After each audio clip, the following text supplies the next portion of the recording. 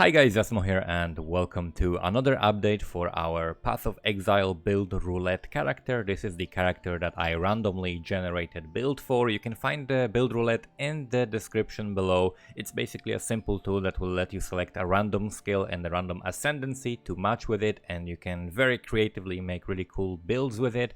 And we got a Burning Arrow Inquisitor in our random selection a few videos back, and I'm going to basically showcase the build right now as it is on this stage. I finished almost all of the items. The only thing that I really want to change are the boots, because it's just a placeholder boots, but everything else I crafted. So I'll go over all of these items, I'll go over how to craft them, and the character is performing pretty well. Last I checked, in I'm not sure if I need to level these gems, but I think even without leveling these gems, because we're using a lot of awakened gems, we are at around 1 million dot DPS from Burning Arrow, and then like 500,000 from Ignite. So like 1.5 million DPS from the dots right now, and it goes up to like 2 million if we level these gems. And then there are a lot of changes that I can make to passive skill tree that I have not figured out yet. This is still the passive skill tree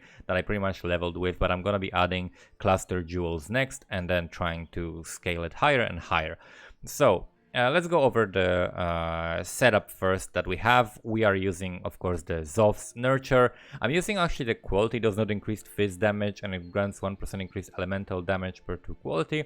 That is because it can scale the Ignite, right? And the base damage of the physical damage, it does that as well, but I'm not sure if it's actually as impactful. It might be actually a little bit better this way, but I have to like POB this. I don't know if you can put these enchants in POB, but I'll see. I just did it to test it, but it works pretty well for now. In this main slot we have the Burning Arrow, and then we have only awakened gems. It just so happens that we can use all awakened gems. So we have awakened burning damage, we have awakened unbound ailments, awakened deadly ailments, awakened swift affliction, and awakened elemental damage with attack skills. And all of those I'm leveling right now. They're all like level 1, and this burning damage is level 2. So ideally you want them, of course, level 5, and of course 20 quality on all of them. And Burning Arrow, we're using Val Burning Arrow, 23 quality. I picked it up for like 7 chaos. I mentioned it in a couple videos back. So that's the main setup. Then we're using cast when damage taken, Immortal Call, Temp Chains, Withering Step for just a brief moment of like extra elusive.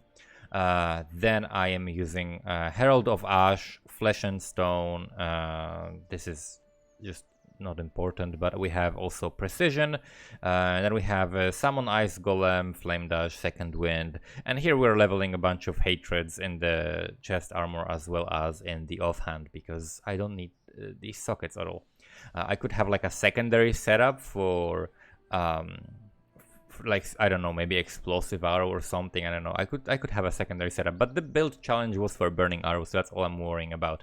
So let's go through the items. Previous video you can check out for the chest armor, how to craft the simple explodey chest. The video will explain all of that. So that's the first item that I made. After that, I have this belt that is simply just increased damage with elemental attack skills and resistances and a lot of life. So this is a belt that I was making for my previous build, because it also has like Shaper influence, but because it has Hunter, I'm using it for this build for the extra life. It gives me like 600 life, so this is pretty big.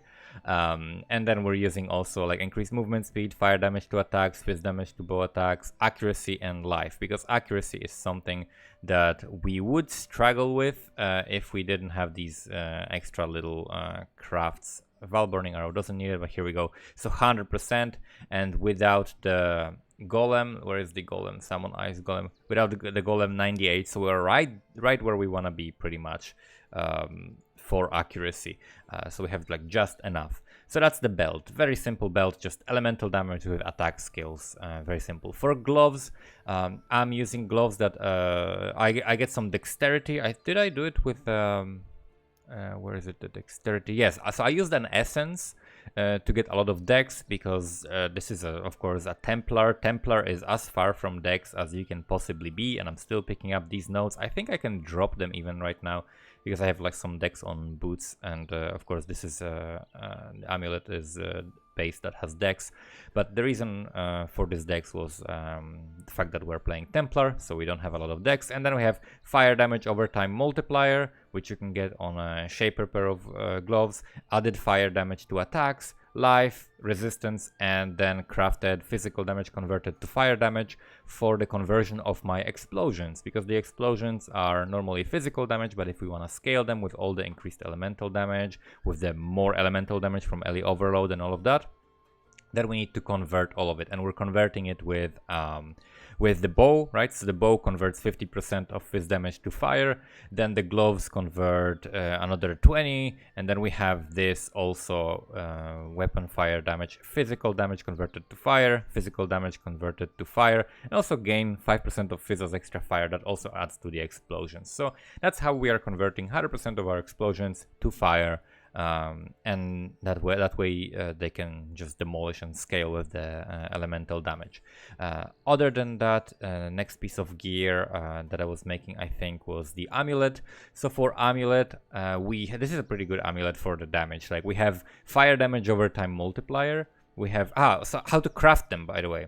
How to craft this one is you just basically spam alterations, or no, not alteration. You spam fossils for this one. So you do fossils. Which fossils are those? Where's my stash? So those are pristine fossils, right? More life modifiers, yes. So you spam pristine fossils until you get T1 life. That you can craft the elemental damage with attack skills by just easy. Next league is gonna be very interesting to see like what can we do without all of these easy ways to craft such insane. And for the gloves, I already explained how I crafted it. Basically, what I did is the essence, and then make sure to like augment fire, and then augment fire. And if it's like a fire res, then you keep it while you're augmenting fire, and then you reroll that fire res to another res with the harvest, like switching of the resistances to another type of resistance of the similar tier. And that's it. For the amulet, that was a bit more tricky because the hard part is the elemental damage with attack skills. So what I did is I basically I spammed alterations until I got tier 1 elemental damage with attack skills. After that, I crafted prefix. That was, I think, I think I crafted maybe I crafted prefix or suffix, I don't remember, but I think I crafted 2 prefixes. I crafted like a defense prefix that I could later remove with harvest craft, and crafted life on it, and then I had only suffixes, so I did fire, and so that way I was guaranteed to hit the fire damage over time multiplier and increased fire damage. I hit tier 2 of multi, tier 1 of fire damage, and then I hit tier 1 of the attack. And then I also had fire res, but later I re-rolled it to the cold res. But that way you can like pretty much guarantee. You should go on like Craft of Exile website, pick the item you want. Like you pick this amulet, you pick the mod you want on it, like fire damage over time multiplier. That means you need hunter base, and then you see how many mods you can get that have fire tag. If there are 3 mods, that means you can deterministically get all of them, and one of them is going to be resistance on the suffix, and then that resistance later you can switch to another type of resistance, right? So you don't need to have the fire. So that's how I crafted this. Basically augment fire while blocking first the prefixes, and then I removed the prefix and slammed. Actually, I think I got lucky to hit the T1 added fire damage, right? And then of course, super important, quality, increased elemental damage with the catalysts, because it increases so many things. As you can see, there are like 4 mods that it increases on this, right? The elemental damage with attack skills, the fire damage to attacks, fire damage, and fire damage over time. All of that is increased to be a much higher value. This is a crazy amulet for this build. And it was very cheap to craft. I played like maybe, let's say, 3-4 hours a day, and I crafted like 2-3 items a day, right, of those. So it takes like a couple hours to get enough stuff to craft an item like that. Then we have the rings. I knew that I want to have curse enemies with flammability on hit, so in order to do that, you can pretty much guarantee it, but you need the is it Warlord influence base. So what you need, what I did again, is alteration spam until I get the increased elemental damage with attack skills tier 1, because otherwise if you want to like remove attack, add attack, it takes forever. You need so many crafts to do that, so I just alteration spammed. I went the easy way for increased elemental damage with attack skills, the first prefix, and then I basically did augment fire, right? Augment fire over and over. So one augment fire gave me like the chance to ignite and fire damage against ignited enemies. One gave me fire resistance, one gave me increased fire damage, and one gave me the curse enemies with level 8 flammability on hit. Because for suffixes, these are the only suffixes that have fire tag that you can get, and I got all of them. And if I wanted to switch that res to something else, I would switch it to something else, right? Very easy. But for the crafting part, you always keep the fire res so that it blocks that fire mod, and you can get the other two guaranteed, which means you can deterministically guarantee getting curse enemies with flammability. So curse on hit guaranteed with this, super easy. All you need is augment fire. What I did is I bought a bunch of seeds that have random fire modifiers, and then I just harvested these seeds and got a bunch of fire harvest crafts, and that's how I crafted all my gear, right? So that's the ring. The other ring is very easy, just one less mod pretty much, and we get like the fire damage to attacks, increased elemental damage with attack skills and life, and then increased fire damage, and then 2 resistances instead of the curse on hit. So this didn't need to be influenced at all. And again, super important, catalysts, right? It increases the implicit, increases the elemental damage with attacks, increases the chance to ignite, increases the fire damage to ignited enemies, and increases the flat fire damage. So massive increase of damage through these catalysts. For the amulet also, we are allocating burning brutality, which is here. That's a fire dot multi, ignites deal damage 8% faster and 24% increased fire damage with attack skills. So this is very strong. Quiver was the only piece of gear I bought, except for the unique bow, of course, because I wanted to craft it, but the difficult part with Quiver is getting the high tier increased elemental damage with attacks, while at the same time getting a damage over time multiplier, like the flat damage over time multiplier. Because if you want to like keep re-rolling increased elemental damage with attacks, you need to keep re-rolling attack mods, and there are so many of them that it's really hard to get that. And I bought this for I think 4x or something like that, and it had dexterity craft on it. I replaced dexterity for accuracy craft on it. And that's it. Very good Quiver. It has everything I need: increased elemental damage with attack skills, added fire damage to attacks, max life, fire damage over time multiplier, and damage over time multiplier, both tier 1, very important. Both rolled very well, so this was a worthwhile purchase. And also Arrow Pierce additional target is pretty good, because it helps you with spreading your ignites better, right? Other than that, we also have this helmet, which is also very easy to craft. Basically, I bought a base that was like the Ursine or Ursine, whatever how you pronounce it, pelt, with increased burning arrow damage, and just the base with the enchant. That's it.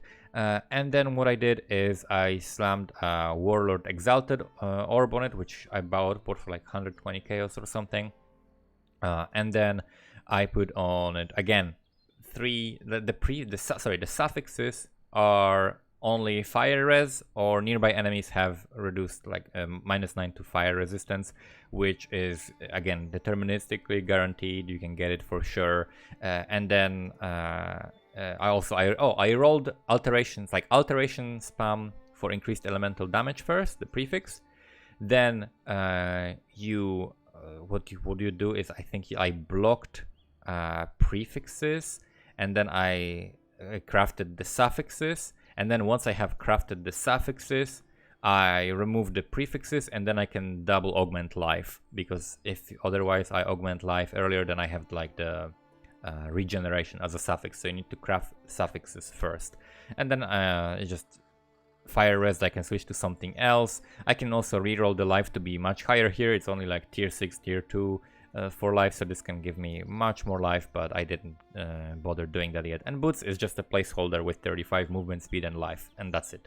I'm gonna craft some better boots probably. We're using Dying Sun Flask for the gear. That was a very long overview, but it like explains everything and how to craft it.